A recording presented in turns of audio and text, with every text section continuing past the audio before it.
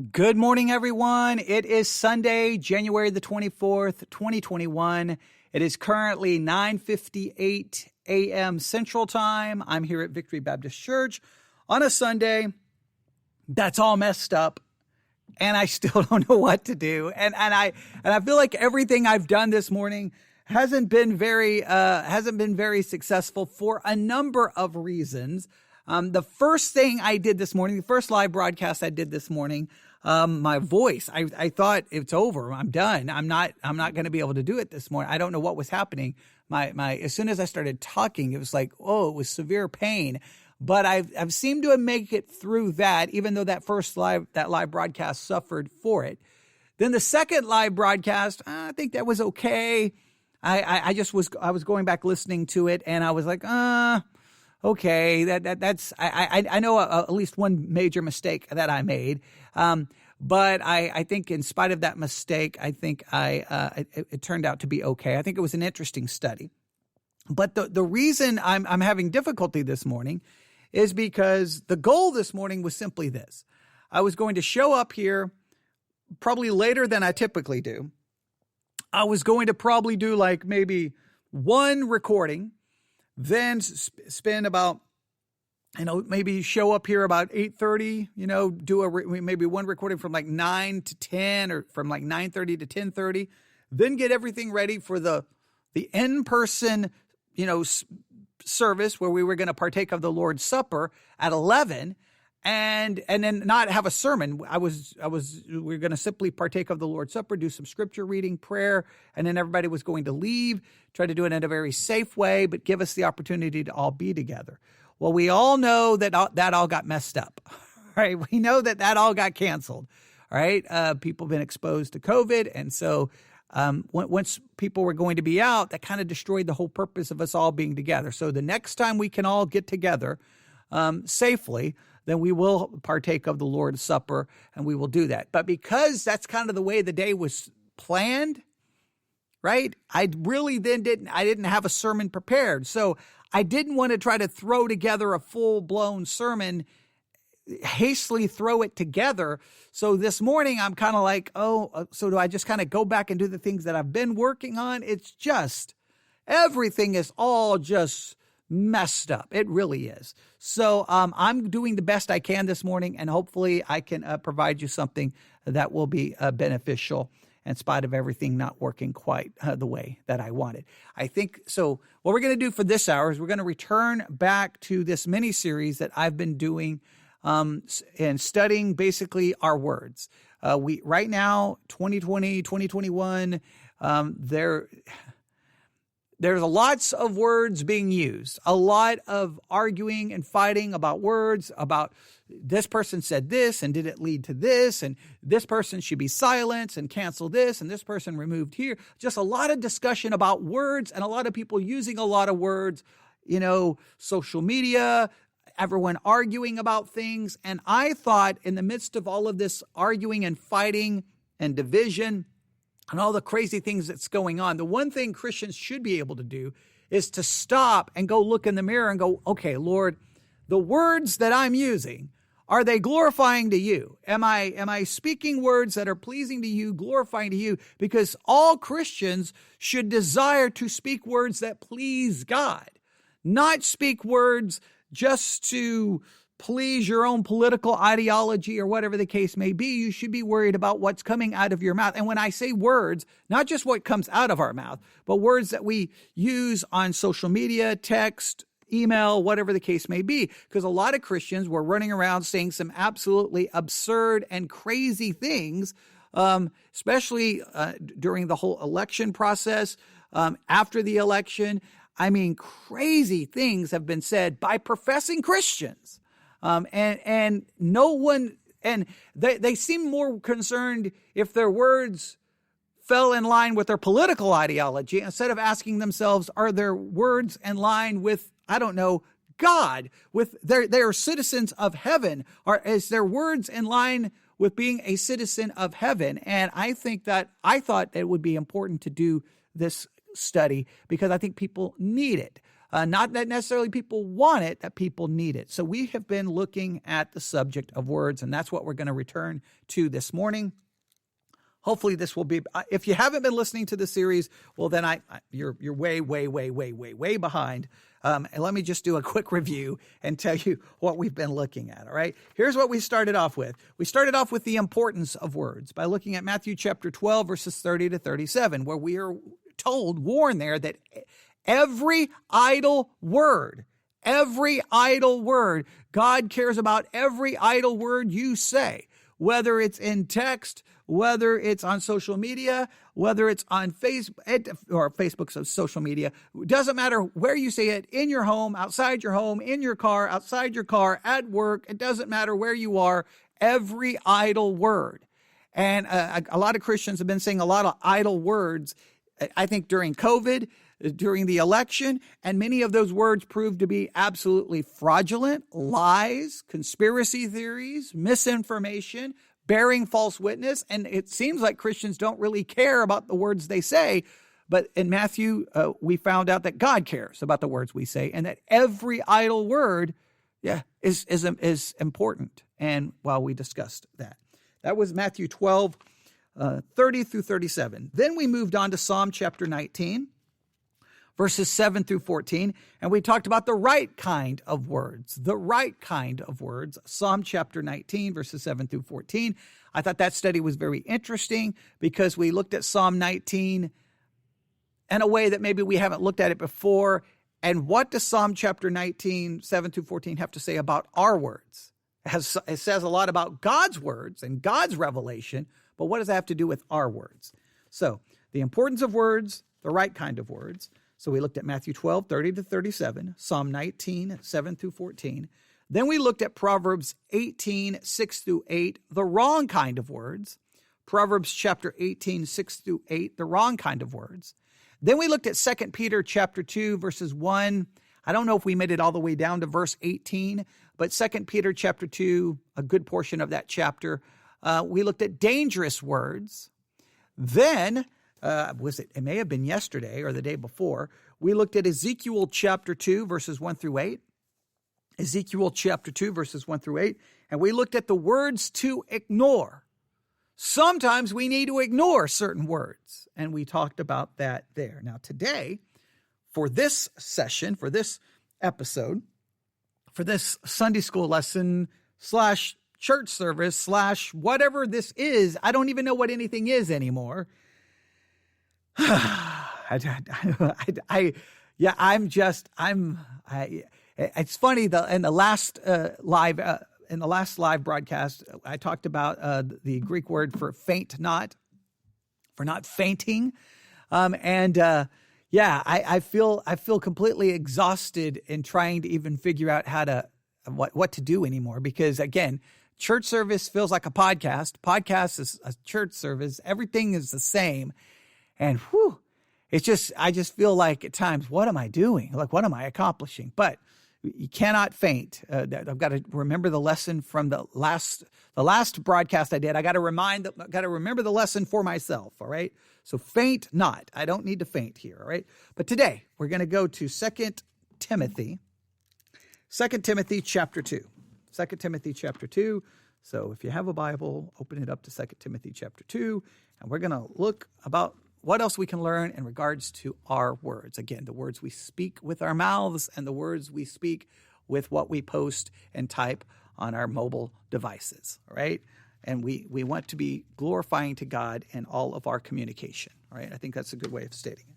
All right, 2 Corinthians 2, let's read verses 14 through 19. 2 Timothy chapter 2, verses 14 through 19. I know controversial verse 15 is there in the middle of this, and depending on your translation, it's going to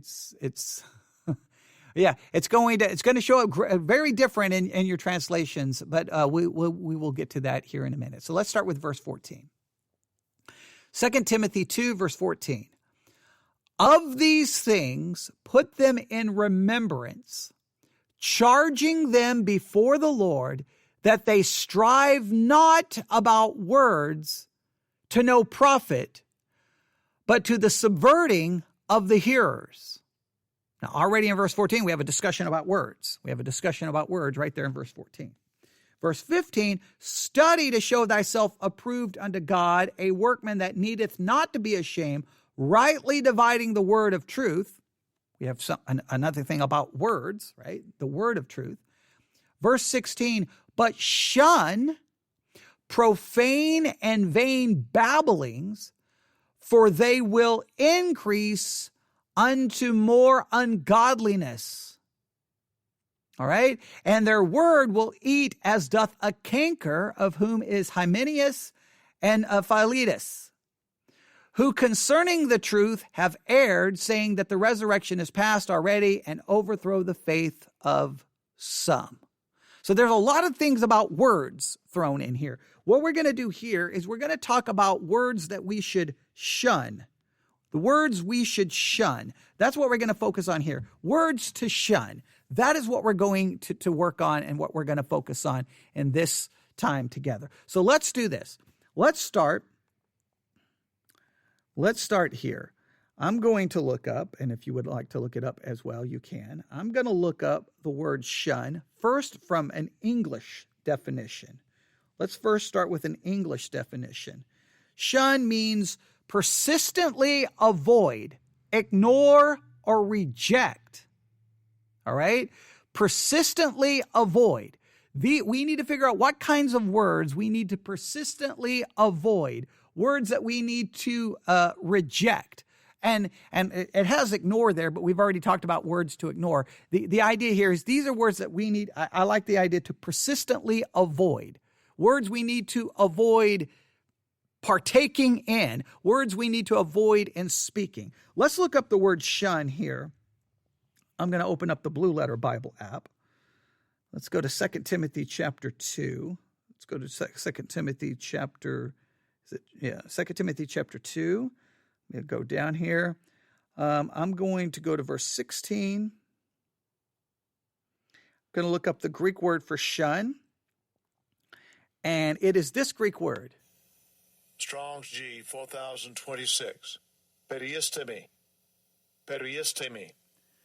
Periistemi. I can't do the whole rolling thing. Periistemi. And it means, it's used 4 times. Shun, avoid, stand by, stand around about. Strong's definition is, to stand all around, to be a bystander, to keep away from, avoid, shun, stand by, around. It is used 4 times in 4 verses. It's used, let's see here.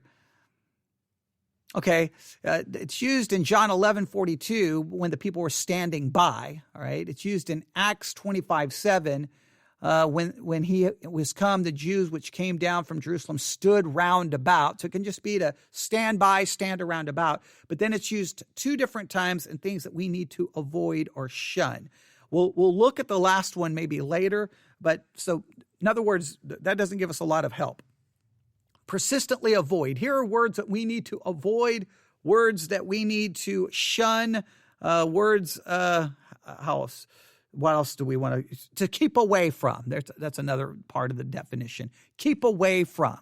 What words do we need to shun, to persistently avoid? I'm going to go with that idea because I think it really carries what we need to try to get from this, all right? So let's look at 2 Timothy 2, 14 through 19, and we'll just take it apart step by step, and then we're gonna look at a couple of things here, all right? But let's just first work through it, all right? Let's work at verse 14. Let's start with verse 14. All right, 2 Timothy 2:14. Of these things put them in remembrance, charging them before the Lord that they strive not about words to no profit. All right, strive not about words to no profit. We need to shun, in a sense, we need to persistently avoid striving with words that have no profit, no benefit. To words to no profit. Let's look at this. I'm going to look at how it's translated in other translations to see if there's an emphasis here. Give me 1 second. Let's pull this up. All right. 2 Timothy 2:14. All right, let's go to Bible Hub. All right. Here are some different ways it's translated. Keep reminding God's people of these things. 2 Timothy 2:14. Warn them before God against quarreling about words. It is of no value. The New Living Translation. Remind everyone about these things and command them in God's presence to stop fighting over words. Such arguments are useless. Remind them of these things and charge them before God not to quarrel about words, which does no good. Berean Study Bible. Remind the believers of these things, charging them before God to avoid quarreling over words, which they kind of change it up a little bit because there's a second part there that I don't want to talk about yet. They kind of put the two concepts together. All right, Berean Literal Bible, remind them these things, solemnly charging them before God not to quarrel about words for nothing profitable. All right, so you get the idea. So simply put, Timothy, or Paul is telling Timothy for him to remind the people of God, to charge them, not to strive. We're going to use the idea to persistently avoid striving about words that lead to nothing valuable. You're not going to gain anything from that. Now, this is where we have to really think about this, and this is important. So let's do this. The first thing that we need to shun, all right, we're going to kind of build an outline here or build some points here.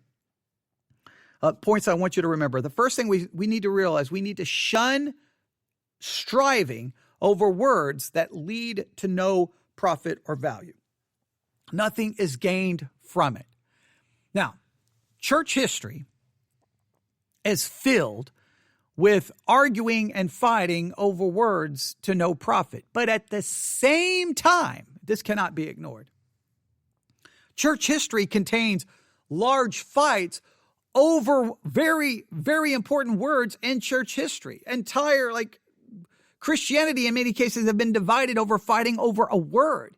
So we have to ask ourselves, when is it profitable? When is it the right time to fight over a word? And when is it not the right time to fight over a word? That's the question any good Bible student should have. Okay, great. We're not to strive over words to no profit. I understand that. That's wonderful, but you clearly can't argue. You can't argue that that's the case, that we can't interpret this to mean that every fight over a word is not profitable. Because clearly there were major fights within church history over a word. I mean, we've talked about it so many times within church history. I mean, it can be the difference of a letter, but that meaning is so important. Is Jesus of the same substance with the Father or of a similar substance with the Father? You're talking major division within church history over something like that. We could go on and on and on about just even trying to define the doctrine of the Trinity. Words are critical. Words are essential. What do we mean when we say all Scripture is given by inspiration of God? Those words what does that word mean? We have to fight over the meaning of that word. And we have to realize that we have to limit, okay, this is what it means. This is what it doesn't mean. We have to define things. So we can't say that there's never a time to argue and strive over words, because there is time. What Paul is wanting them to understand, and again, this is where you wish he would kind of, explain and give examples, but he doesn't. It's just a very straightforward command. They strive not. So we should shun striving about words to no profit. So here's what we have to establish. When you're getting ready to engage in an argument over words, you have to determine what is the profit in fighting about that word, right? In other words, if it leads to nothing valuable, if it leads to no profit, then we need to avoid it. The problem is trying to figure out when it has profit and when it doesn't have profit. Because here, listen to me. There's times you could be arguing with someone about the meaning of a word or about words, and the conversation ends and nothing valuable came from it. So does that mean it wasn't a valuable argument? Does that mean it was not worth it? or does it mean that it was worth it? What determines if it has profit or not?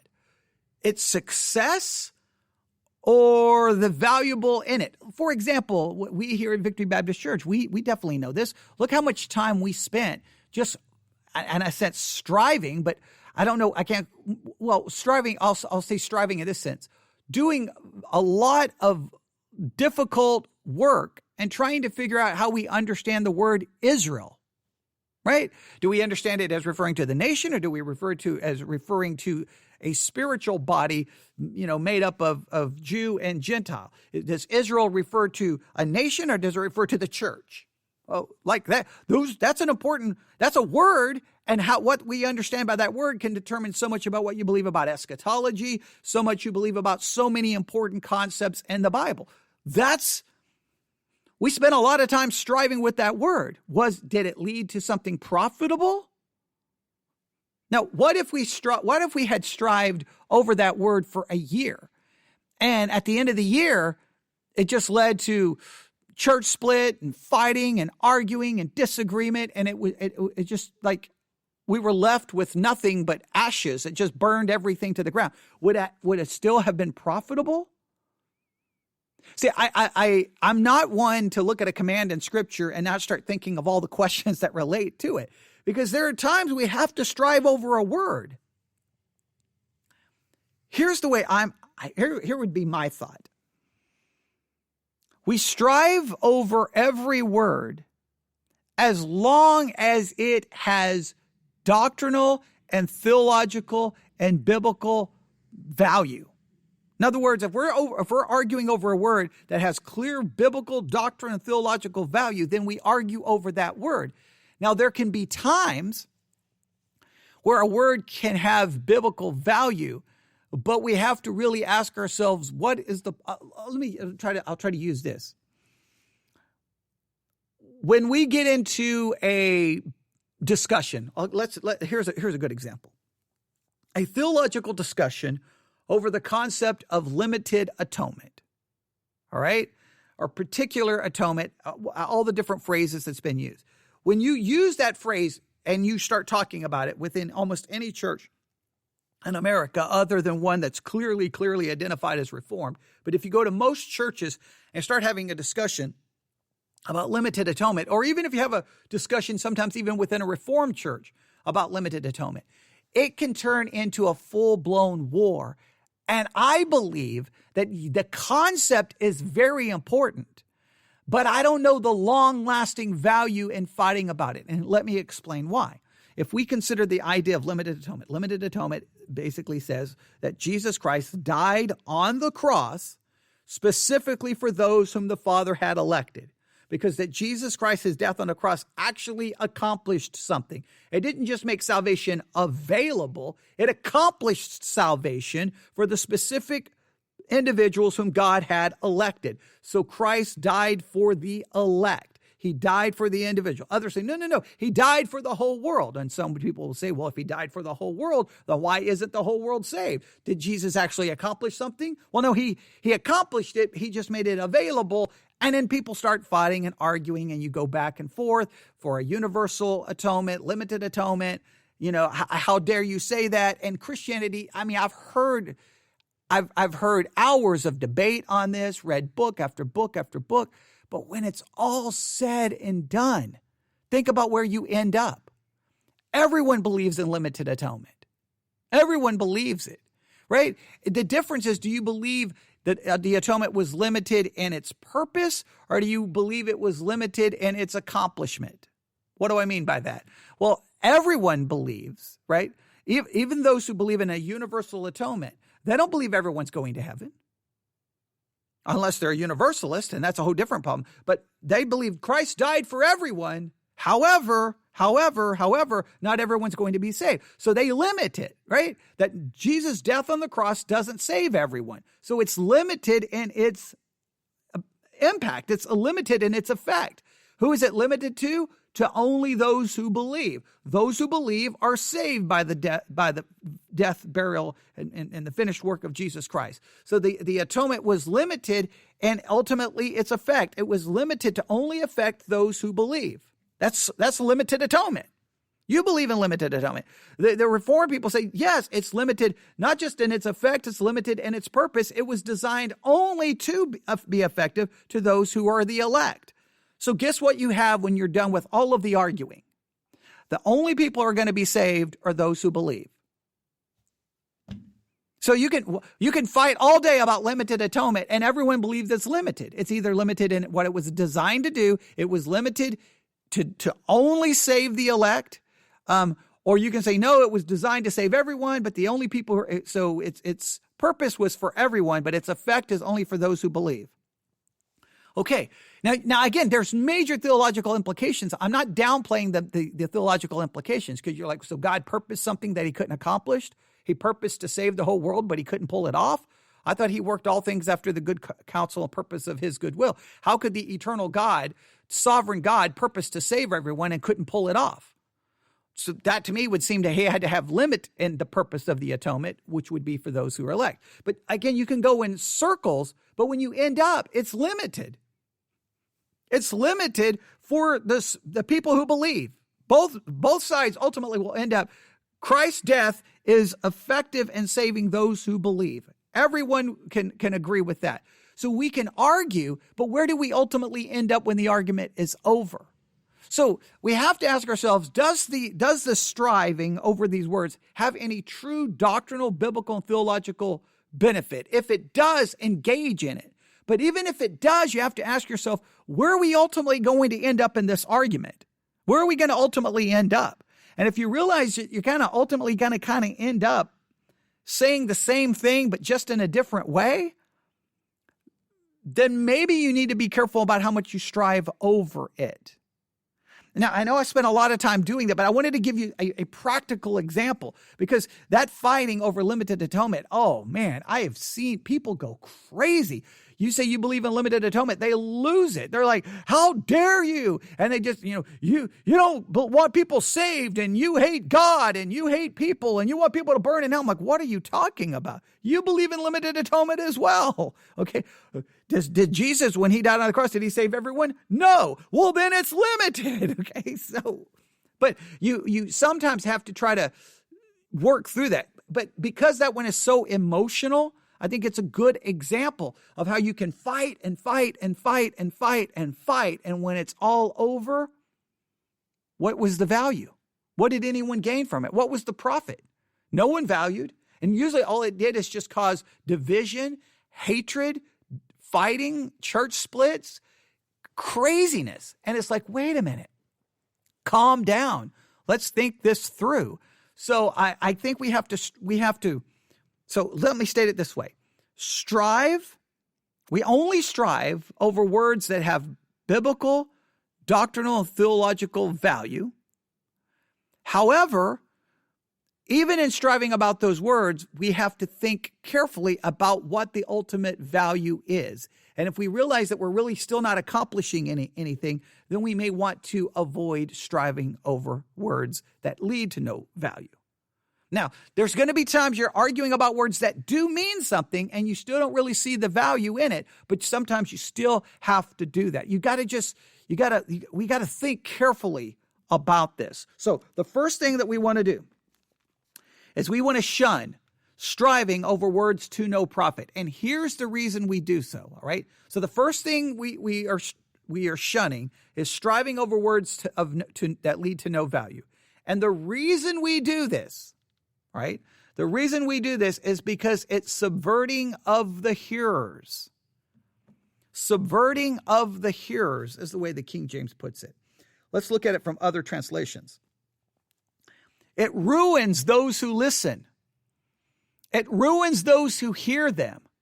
It ruins the hearers. It leads the listeners to ruin. All right. In other words, here, I think this is a very good point. We want to shun all striving over words that lead to no profit. We want to shun striving over words that lead to no profit. And the reason we want to do this is because it can overthrow the listener. It can overthrow the person hearing it. Now, this is very important. Sometimes, but this is very important. Sometimes we cease from striving over words only in certain situations. What do I mean by that?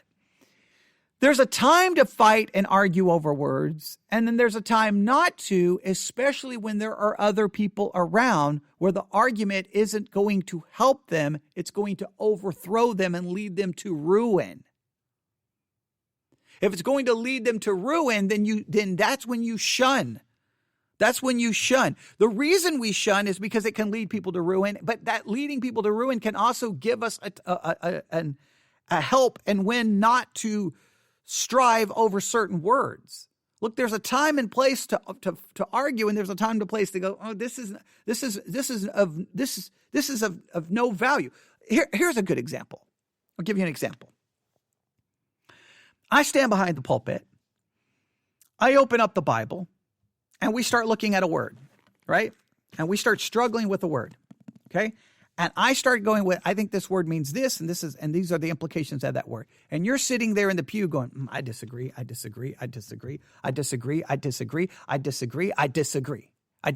right, now we could ask first and foremost, all right, is there going to be value in fighting about the word? Now, if the word is in the Bible, has doctrinal theological value, we could say, okay, this is time to strive for the word, all right? Let's say that's true. Obviously, it's in the Bible. I'm preaching it. So clearly it would have the doctrinal, theological, and biblical value. All right, fine. Now, second thing we'd have to ask is, okay, now, if we fight over this word, is it really leading to something profitable, or are we just going to end up basically we're saying the same thing in a different way, and there's really no value in fighting over this? We have to both consider that, right? But then here's another thing we have to consider. If you start arguing with me in the middle of a sermon, what value does that have to the rest of the people listening? Does that just overthrow them? Does that just ultimately you overthrow the sermon, you disrupt a church service, and you hurt those who are hearing? And obviously, if it's a live broadcast, we could hurt those who are listening to a live broadcast. Or if it's being recorded, that recording just has to be destroyed. So in other words, that any value that could have come in the teaching is now overthrown because of now wanting to argue and striving over a word.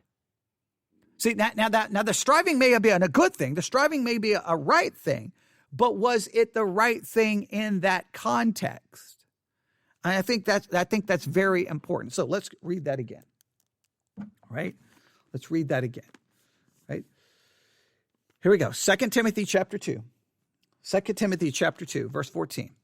Paul telling Timothy, hey, charge the people of God that they do not strive about, we're going to use it this way, that they shun striving, persistently avoid striving about words that lead to no profit, to the subverting of the hearers. All right, so first we have to determine, hey, is it profitable to argue about this?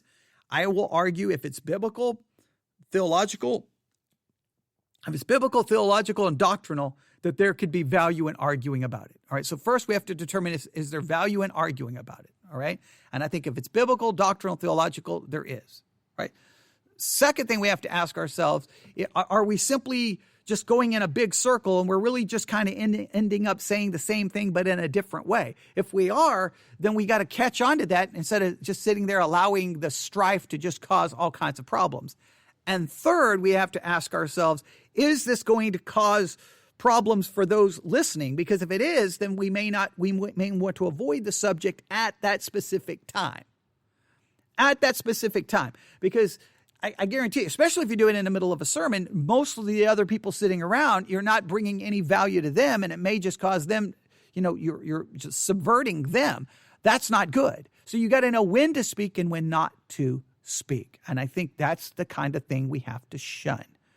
Senseless fighting over words that don't bring any value to anyone, but they actually hurt people who hear it. Now, we got to know when to do it and when not to do it. And it's always hard to know. Here's another example. When you're arguing with some concepts with lost people, Here's another way to apply it. Now, this is, I think, among God's people, but I think this principle can apply. When do you argue with a lost person over certain concepts and over certain words? What are you going to value? What's your value? What are you going to ultimately accomplish? So you get into a big argument with a lost person over, you just name the controversial issue. You're going to fight with them, and your goal is to win that debate with them. But what does that lost person need more than winning that debate or losing that debate? They need ultimately salvation. So you can win the debate over whatever controversial concept there is, over whatever words that you're arguing about. And look, there's times you may have to engage in an argument, especially with someone who's got a fraudulent idea. Sometimes you have to engage in that, but you always have to ask yourself, what's the goal here? Especially with a lost person, what's the goal? Win the debate, win the argument, or is the goal that ultimately their salvation? They don't need a better understanding of words. They need a better understanding of Christ and Him crucified. They need the gospel. So you always have to ask yourself, what is the ultimate goal in arguing about these words? And it's hard to find this balance. This is one of those verses that just throws out a concept, and there's so many different ways to look at this. But it just makes you like, you're striving about, you know when you start arguing and fighting over words. You know when you're arguing and fighting over words. You got to ask yourself, what am I hoping to accomplish here? What am I hoping to accomplish? And if you can't, if there's nothing of value there, then you've got to do. And if it's going to hurt other people, then you at least stop in the short term. All right. Now, those are the words we need to shun. Right? So let's do this. Let's skip verse 15. So we need to shun striving over words to no profit, to the subverting of the hearers. Let's skip verse 15 because verse 15 brings in all kinds of other issues. All right. Let's go to verse 16. But shun profane and vain babblings. We need to shun profane and vain babblings. All right. So where do we start here? Let's start with the word babblings. Okay. Let's go back. Let's look at the word babblings. Okay. Let's look at the word babblings. What does the word, well, they got the word vain babblings with it. But let's get there. Babblings. Let's look at this. What is this? Strong's G 2757. Kanaphonia.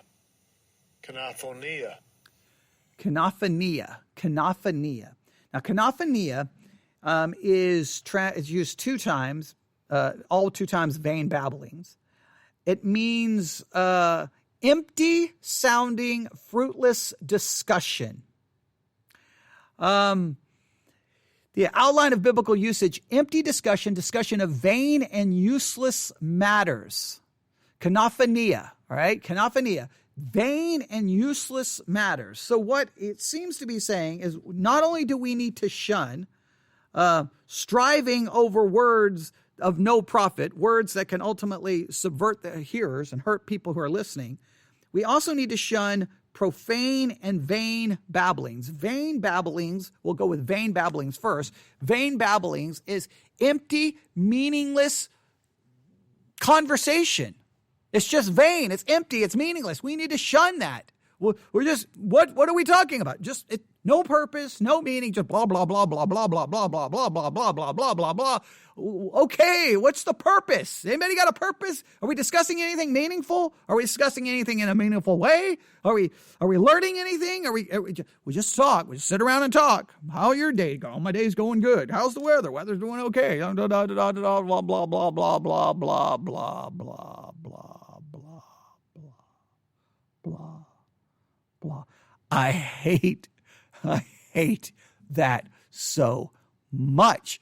It would drive me absolutely insane whenever I was in a work situation and I'm around people like talk.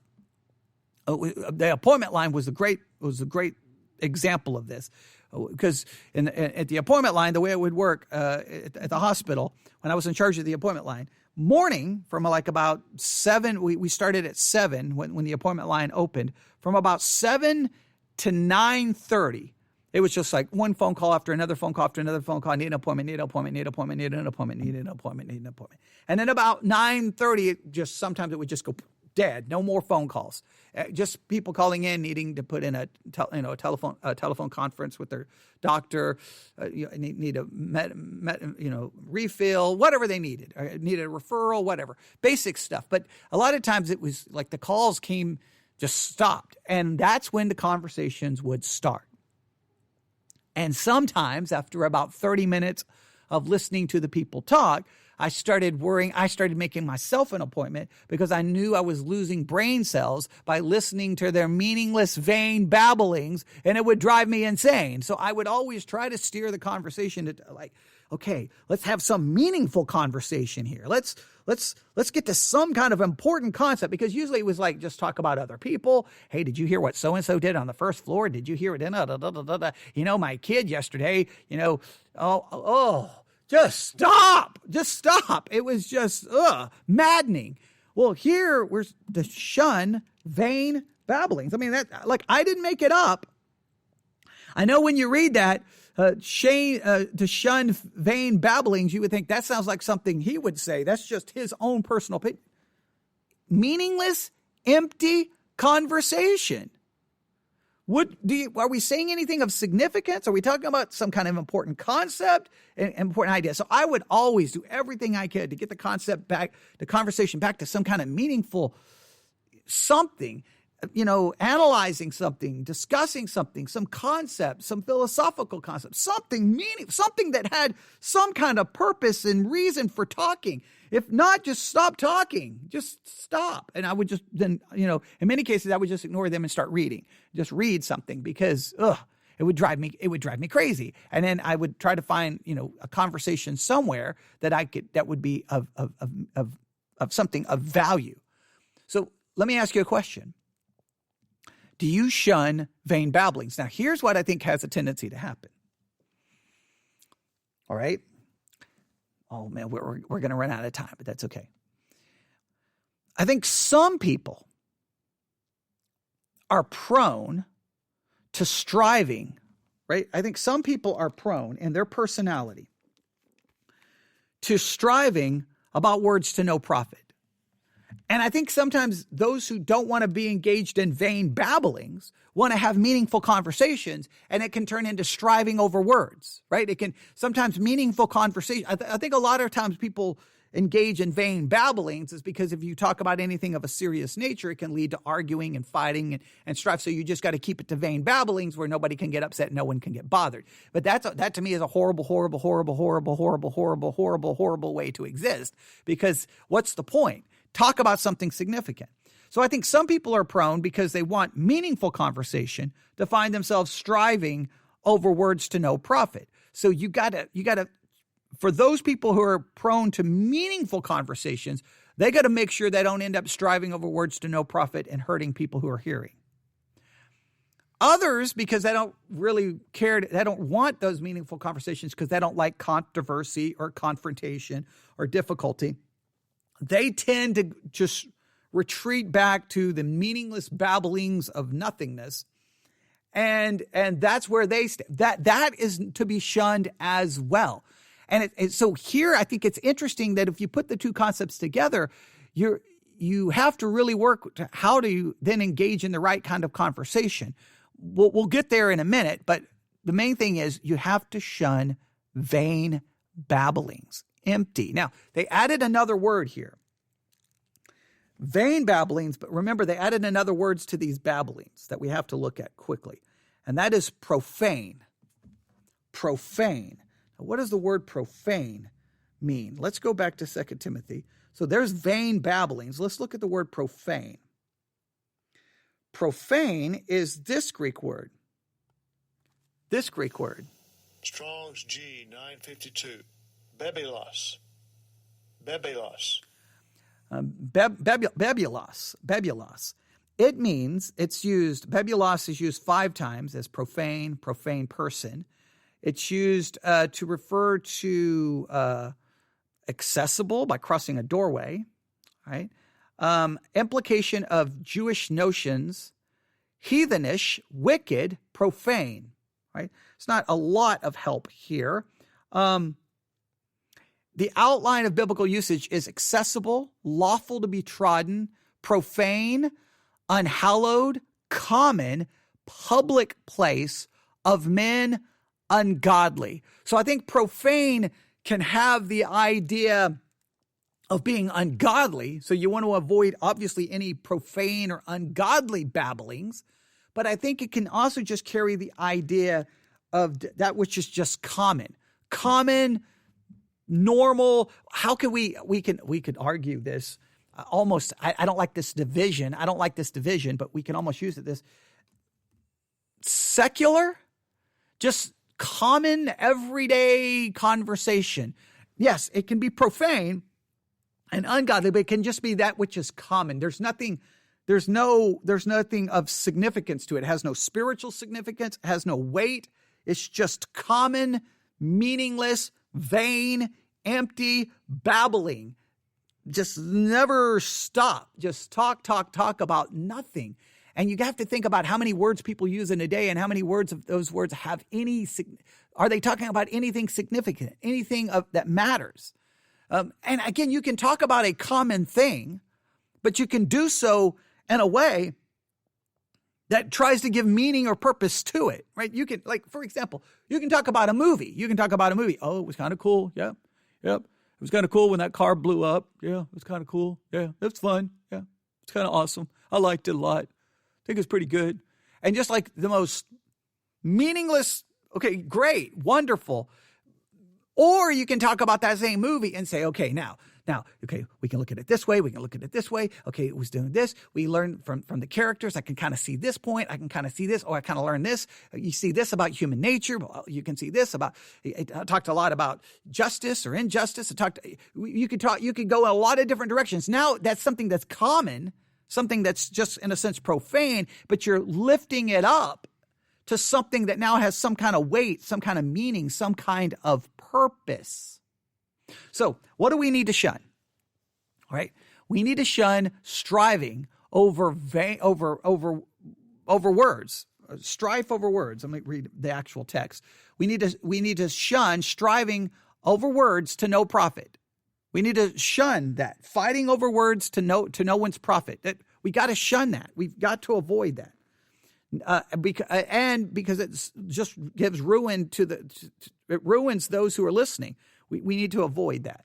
Next, we need to shun profane and vain babblings. We've got to ask ourselves, what are we talking about? What are we talking about? Why are we talking about it? Why? I would ask yourself this, and I know I'll get myself in trouble. I wonder how much conversation takes place in the average church, quote unquote, fellowship.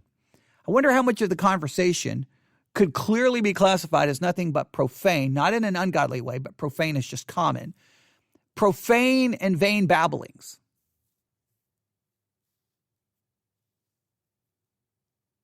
Now remember, this is Paul telling Timothy to tell the people in the church to avoid this. Now, why would he be so against vain babble? Why would he be against striving over words? That leads to no profit, because it hurts people who listen. Why would he be against vain babblings, profane and vain babblings? Well, he gives a reason. They will increase unto more ungodliness. They will increase unto more ungodliness. Here's the thing. When you engage in vain babblings,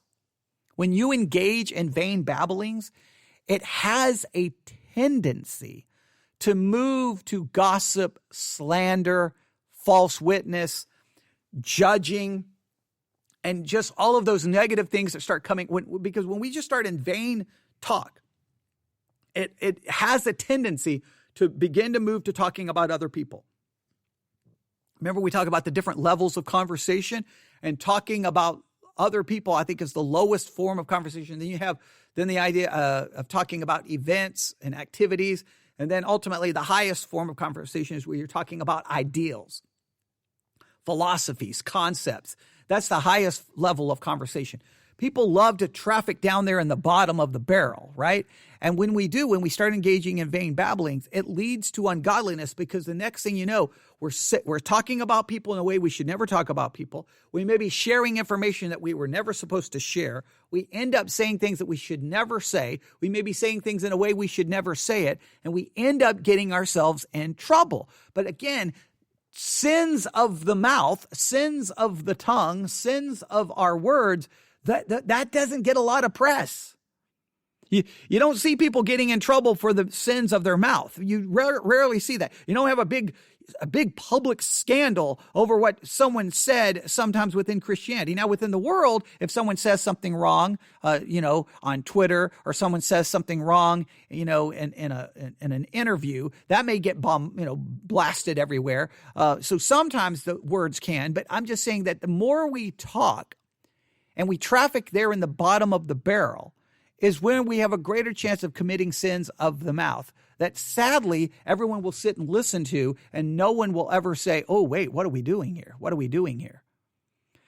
If we avoid vain babblings, profane vain babblings, if we shun them, then can we not avoid possibly moving to more ungodliness? So what are we to shun? We did not get near as far as I wanted to, but that's okay. What do we have to shun? All right. We have to shun striving about words to no profit. We have to shun profane and vain babblings, for they will increase into more ungodliness. Now, the question we should have here, verse 17, and their word will eat as doth a canker, of whom is Hymenaeus and Philetus. Now, I'm doing this as a Bible study exercise, so here's what I would challenge you. This is what I'm going to challenge you, and maybe we'll come back and look at this at some point. I want you to look up Hymenaeus and Philetus, and I want you to figure out when it says their word will eat as doth a canker, of whom is Hymenaeus and Philetus, how does verse 17 connect and relate to the things that we need to shun? Striving over words to no profit, subverting the hearers, profane and vain babblings. How does the shunning those things, what does that have to do with Hymenaeus and Philetus? What does it have to do with them?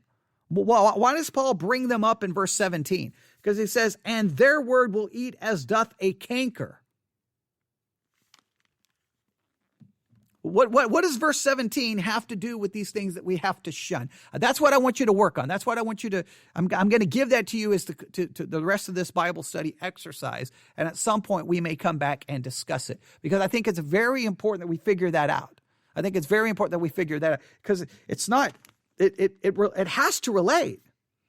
And then it says, verse 18, who concerning the truth have erred, saying that the resurrection is past already, and overthrow the faith of some. Well, clearly overthrow the faith of some. We can relate that to subverting of the hearers. We can definitely relate that to the subverting of the hearers. Saying that the resurrection is past. Well, that would be striving about words of no profit. I mean, no one's going to gain anything from that. But would it be important to fight with them about that? It would obviously be important to fight with them about that. So is that vain babblings? Like what? It's just interesting that Paul gives, these are the things we're to shun. And then immediately he goes into Hymenaeus and Philetus. I think we have to understand how they relate to it, but I don't have time to do that for you. So I'm going to leave it in your capable hands. All right. People, not a Victory Baptist Church, you can always email me your thoughts and how you see this all fit together and what you discover, because a lot of times I learn something from that. And of course, I've only said it a million times, members of Victory Baptist Church, whenever I do the Bible study exercises, you are more than free to discuss them in the chat or share whatever you get from it anytime, because that hopefully would lead to, conversation about something that's not vain or profane. I've made the joke before, but there's some truth to it. And anyone who's been on social media, they've talked about this before. You can put a post on social media of something that's not profane, something that's not vain, something that's meaningful, and you'll get maybe a reply, maybe a like, maybe a thumbs up, maybe you'll get something. But you just make some statement about, man, it's cold outside, and all of a sudden everybody's like, yeah, it's cold here and cold there and blah, blah, blah. And 45 comments about the weather. If you take a picture of something you ate for lunch, everyone will comment. Yeah, woohoo, let's engage in some vain and babblings. But if you want to talk about something serious, it's kind of like, okay, well, never mind.